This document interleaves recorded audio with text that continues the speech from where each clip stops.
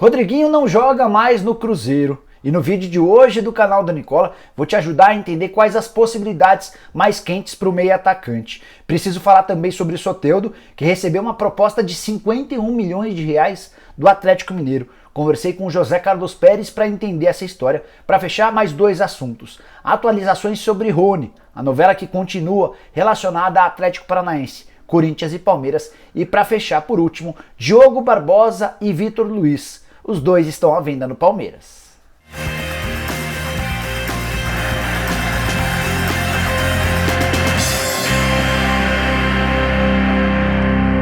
Oi pessoal, sou o Jorge Nicola, seja bem-vindo a mais um vídeo do meu canal. E antes de começar a passar as informações, quero fazer um trato contigo. Fica até o fim do vídeo, se você curtir, dá um like por aqui e se inscreve no canal. Além de se inscrever, aperta o sininho, porque a partir daí você passa a ser notificado toda vez que eu fizer vídeo novo ou live. Quero começar o vídeo falando sobre Rony. Te contei recentemente que haveria uma reunião marcada entre o Palmeiras e o representante, o advogado do jogador. Essa reunião estava marcada para a academia de futebol. Ela acabou não avançando muito as coisas, até porque o Mário Celso Petralha, que é o cara que decide tudo no Atlético Paranaense, está passando por problemas graves de saúde. Ele havia sido submetido no ano passado a uma cirurgia, no começo desse ano voltou a ter problemas, passou o final de semana passado internado, na segunda-feira ele deixou o hospital, mas na terça-feira voltou a ficar internado aqui em São Paulo. E dizem que tudo tem de passar por ele dentro do Atlético Paranaense. Então é difícil avançar qualquer passo na negociação envolvendo Palmeiras e Corinthians,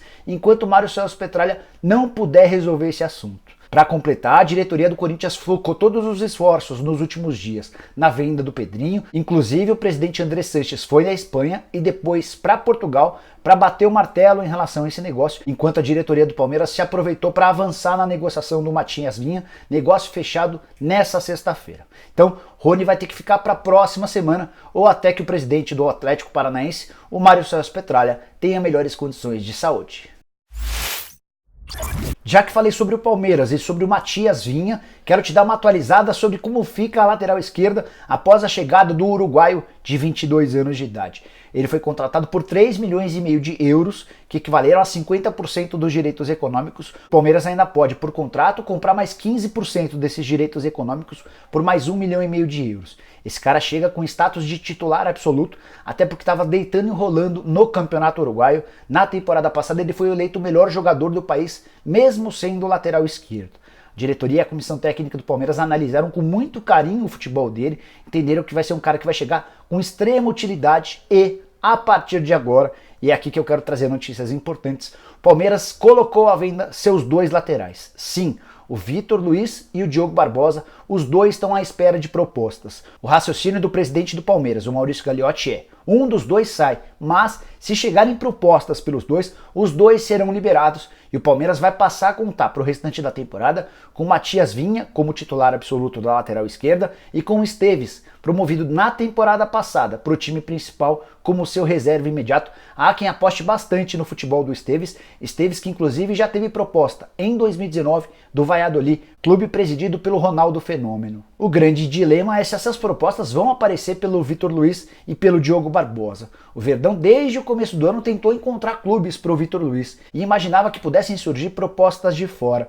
Elas não apareceram, os times que mais se interessaram foram Atlético Mineiro e Internacional, mas os dois já contrataram laterais esquerdos para 2020. Então dá para dizer que é uma vontade do Palmeiras em negociar seus dois atletas, mas o mercado tem olhado com alguma resistência para ambos. Quero falar agora sobre Rodriguinho, que nessa sexta-feira, depois de uma reunião com a diretoria do Cruzeiro, decidiu que não fica para o restante da temporada. Ele chegou a participar de 2 jogos do Campeonato Mineiro, mas não aceitou a redução salarial imposta pela nova diretoria. O salário do Rodriguinho na casa dos 800 mil por mês e a diretoria cruzeirense queria que ele aceitasse um novo contrato para ganhar 150 mil. Sem um acerto, ficou combinado que o Rodriguinho está liberado para procurar clube, enquanto se discute os salários atrasados da temporada passada. E antes de gravar o vídeo, conversei com o Luiz Paulo Santarelli, que é o representante legal do Rodriguinho, o cara que o representa há bastante tempo, e ele confirmou que tem um monte de time no Brasil e no exterior atrás do Rodriguinho. Os dois que mais pagam são times da Arábia Saudita, de acordo com o seu empresário. O problema pro Rodriguinho é a vontade dele de ficar no Brasil.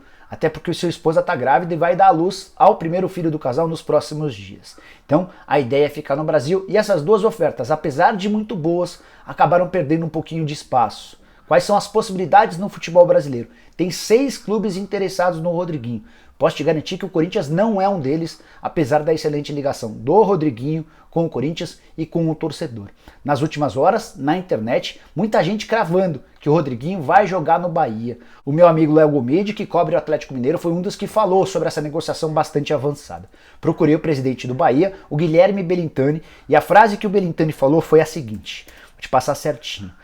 Há chances, mas ainda não há nada certo. Por enquanto, muita especulação e pouca realidade. A ideia é que o Rodriguinho seja anunciado por seu novo clube já no começo da próxima semana, mas tem uma série de ajustes que precisam ser realizados, além da questão salarial. Desses R$800 mil por mês, tem também a dívida do Cruzeiro com Pirâmides. O Cruzeiro comprou por 5 milhões de euros, mas só conseguiu pagar a primeira das 3 prestações. Tem mais 3 milhões de euros pendentes, uma dessas prestações inclusive já venceu no mês de outubro, e é natural que o novo clube do Rodriguinho tenha de assumir essa dívida. O Bahia, caso consiga contratá-lo, vai ser obrigado a gastar esses 3 milhões de euros, ou vai precisar chegar a um acordo, a alguma composição com o Cruzeiro, para que o Pirâmides do Egito não leve esse caso à FIFA. Ah, só antes de mudar de assunto, quero te contar que o Rodriguinho é a 15ª baixa do Cruzeiro para 2020 na comparação com o elenco do ano passado. Já decidiram que não ficam para 2020 o goleiro Rafael, o lateral direito Orejuela, que foi emprestado ao Grêmio,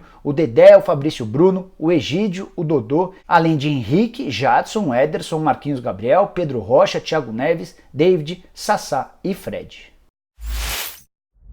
Deixei para o fim desse vídeo a notícia que foi para mim a mais surpreendente da sexta-feira, de que o Atlético Mineiro ofereceu 12 milhões de dólares ou 51 milhões e 300 mil reais para o Santos para comprar o Soteldo. Sim, o Soteldo, o melhor jogador do Peixe na temporada passada, meio atacante de 22 anos de idade, que faz sucesso também com a camisa da seleção venezuelana.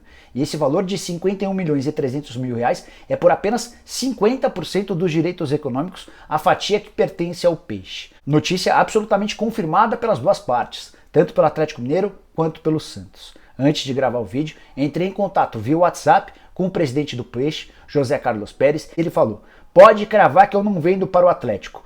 Vamos resistir, ninguém vai colocar preço em jogador nenhum do nosso time. Simples assim. O Pérez ficou bem bravo porque há por trás dessa proposta uma pegadinha.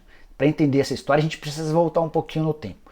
Quando o Santos o contratou do Huachipato, do Chile, ele pagou 13 milhões de reais, ficou com 50% e deixou outros 50% pro time chileno. E se surgisse uma proposta alta pelo Soteldo, o Peixe teria duas possibilidades: vender a sua parte, os seus 50%, ou comprar obrigatoriamente os outros 50% do Huachipato, e essa compra teria de ser por 6 milhões de dólares ou 25 milhões e 700 mil reais. Então o que o Atlético Mineiro está fazendo é trucando o Santos. Ou você aceita essa proposta de 51 milhões e 300 mil reais, ou você vai ser obrigado a comprar por mais 6 milhões de dólares os 50% que não são seus junto ao clube chileno. O Santos não tem essa grana e vai tentar, na medida do possível, contornar essa história com o Huachipato. Não sei que providências o presidente José Carlos Pérez vai tomar. Perguntei para ele se de fato essa cláusula existia. Ele acabou desconversando, não quis dar muitos detalhes, mas posso te garantir que o Atlético Mineiro colocou o Santos numa baita sinuca de bico, porque o Soteldo é, de longe, o principal jogador do time, o grande ativo, o cara mais valioso. Se o Santos perde o Soteldo para 2020, certamente ele vai ficar muito mais fraco do que no ano passado. Recentemente, o Pérez chegou a dizer que o valor do Soteldo era de 20 milhões de euros, bem mais do que os 12 milhões de dólares. E a pergunta que você pode estar se fazendo, depois de ouvir essas cifras tão altas, é: de onde está surgindo tanto dinheiro para o Atlético Mineiro? Gravei um vídeo nessa sexta-feira em que eu conto quanto cada um dos 20 clubes brasileiros, integrantes da Série A, gastou com reforços para a temporada. O Atlético apareceu na 3ª colocação e olha que não tinha nem essa perspectiva, essa possibilidade de contratar o Soteldo por mais de 50 milhões de reais. Especificamente sobre essa oferta tem tudo a ver com o apoio do Banco BMG, principal patrocinador do Atlético. A ideia é que quando o Atlético Mineiro inaugure seu estádio, tenha muitos sócios torcedores, tenha uma torcida muito participativa e transforme o seu estádio num grande trunfo. Para fechar sobre esse assunto, tem outro detalhe importante que pode jogar a favor do Atlético nessa negociação com o Santos. a presença do Dudamel como técnico do Galo. Vale lembrar que o Dudamel foi, entre aspas, o cara que descobriu o Soteldo, lá na seleção venezuelana sub-17. Eles ainda trabalharam juntos na seleção sub-20 e na seleção principal. O Dudamel tem o Soteldo como uma espécie de filho. Então, voltar a trabalhar com alguém que ele ajudou a lançar seria bem legal para as duas partes, pelo menos na visão do Atlético. Bom, pessoal, eram essas as informações que eu queria dividir com vocês nesse sábado. Espero que tenham curtido o vídeo e deem um like por aqui. Quem ainda não se inscreveu no canal do Nicola, bem fácil. Aperta esse botão vermelho de inscreva-se, aperta o sininho para ser notificado toda vez que rolar vídeo novo ou live.